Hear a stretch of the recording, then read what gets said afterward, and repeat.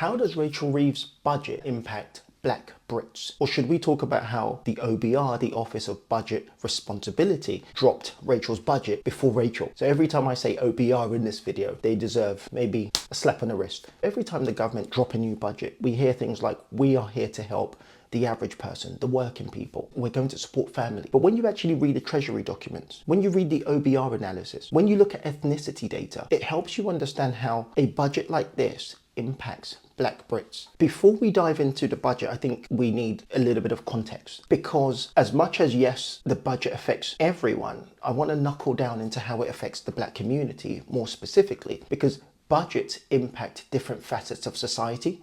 Effectively, we're stealing from Peter to pay Paul, and in some cases we're stealing altogether from communities and giving it to others, and someone will suffer. So according to the ethnicity facts and figures data and some information I pulled from the Joseph Rowntree Foundation data, a couple of things are important to give some context. Black households are likely to be in the lowest income bracket. Number two, and this is important, Black children are disproportionately represented in child poverty statistics. Number three, Black workers typically, and I say typically, face one of the highest ethnicity pay gaps, especially Black Africans and Black Caribbeans. So any government policy that impacts low-income earners will invariably or automatically hit Black households harder by default. This isn't a woe is me, this is just data. That is the baseline that I'm working from. So I want to start with what I call a positive. Now, many people, and let me know your thoughts in the comment section, will disagree with this. The budget removed the 2-child limit, and the government and the OBR,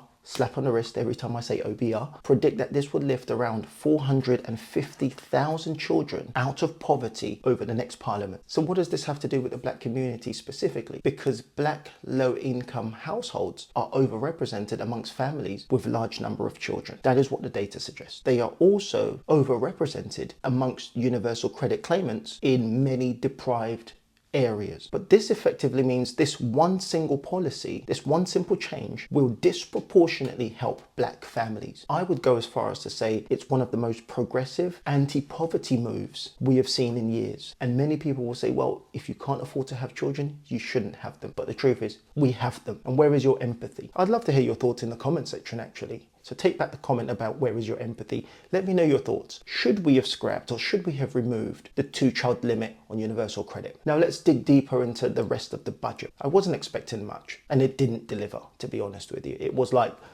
going into central London to a theatre show and being extremely underwhelmed. But we got to see a little bit of personality from Rachel at least. So the budget extends something we call a fiscal drag. Fiscal, F-I-S-C-A-L.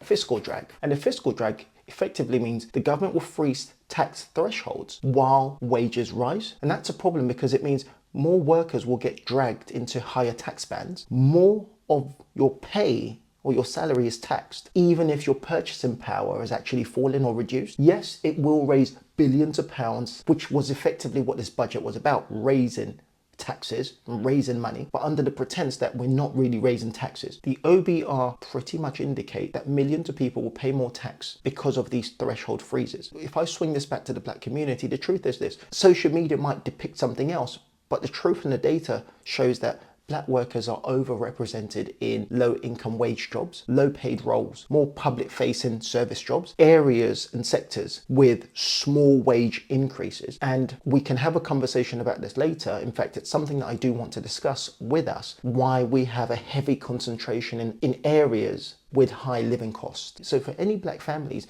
any pay rise or any growth in your pay packet over the next few years will effectively get swallowed anyway by this stealth taxation, by this secret taxation.